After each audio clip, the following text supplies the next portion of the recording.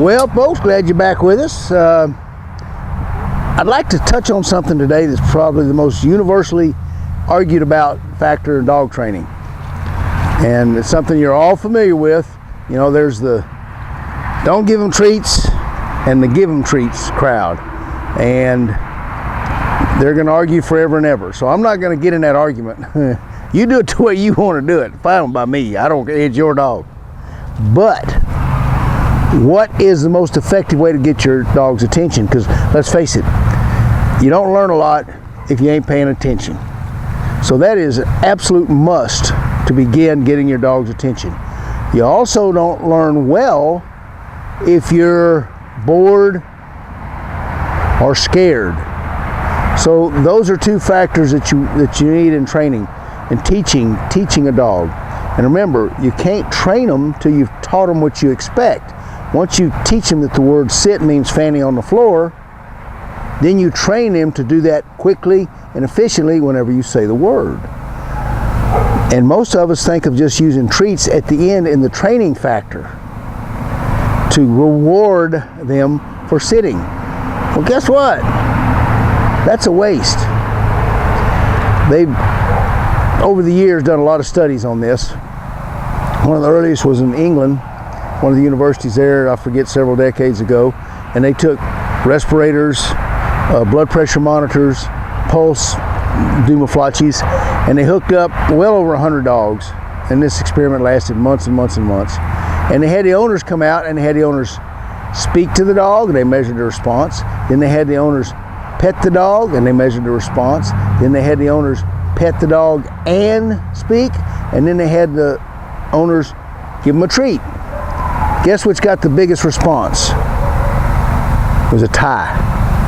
Two things: petting and stroking and treats. Both are equal. Both are equal for excitement, eliciting excitement in dogs, which means that'll get their attention, of course, and it'll make them want to do it, enthusiasm. So you have your basic fundamentals of good learning right there. You can either pet and stroke them, or you can give them a treat. So why do all these people want to give them treats? Well, it's real simple. Dogs are associative learners, and they're very quick at figuring out what we want. But hello, Sledge. How you doing, little buddy? We'll see if Sledge can help us demonstrate. But the problem with using just petting them when you're done is I can't say, Sledge, I want you to come to me when I say, I'm not going to say the word because he knows it. I'm not going to say, come to me. There you go.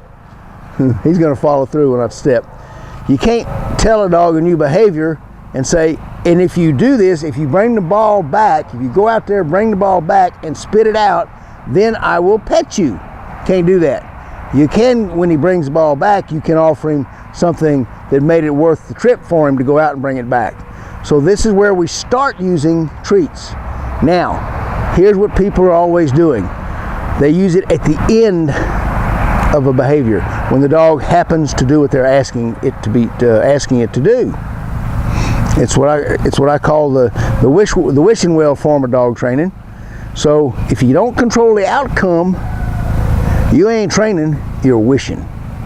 And so what happens to a lot of people is, say for instance in the stay command, you go to your pet class, whatever, your little pet store class, and they'll say, okay, tell your dog to stay and then walk away. And you tell him to stay. These are all the positive treat people. You tell your dog to stay, you turn, you walk away, you turn around and you go, oh, good boy, come here. And then you give him a treat.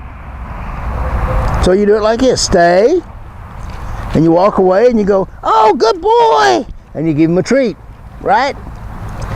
So what you're doing is muddying the water. You're hoping this dog's gonna stay, and usually what happens is he doesn't stay. You walk away, he follows, the trainer says, oh, don't be discouraged, put him back, he'll get it. You walk away, he follows, the trainer says, oh, don't be discouraged, go back, he'll get it. You repeat this about 6 or 7 times. Now this is for the people who are not training with a leash and force, of course.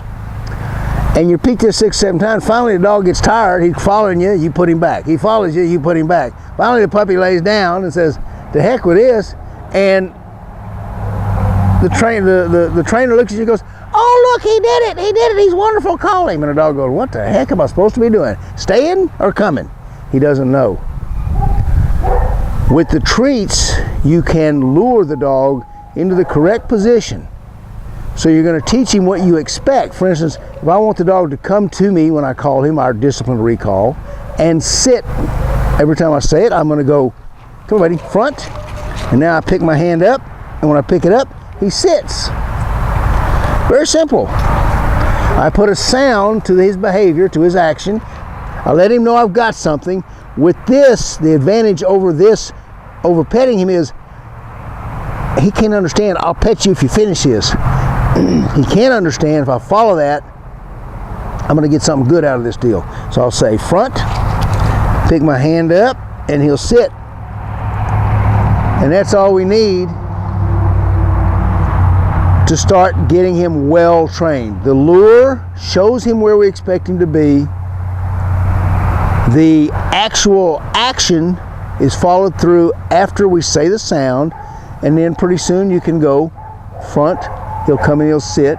Now, here's the really good news for all you macho guys that don't want to give your dog no dog food for working because he don't love you.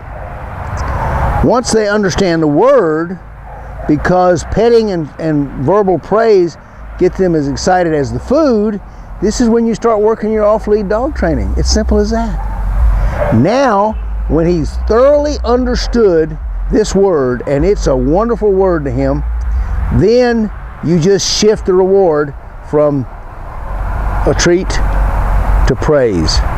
And from there, you do what I call chain linking.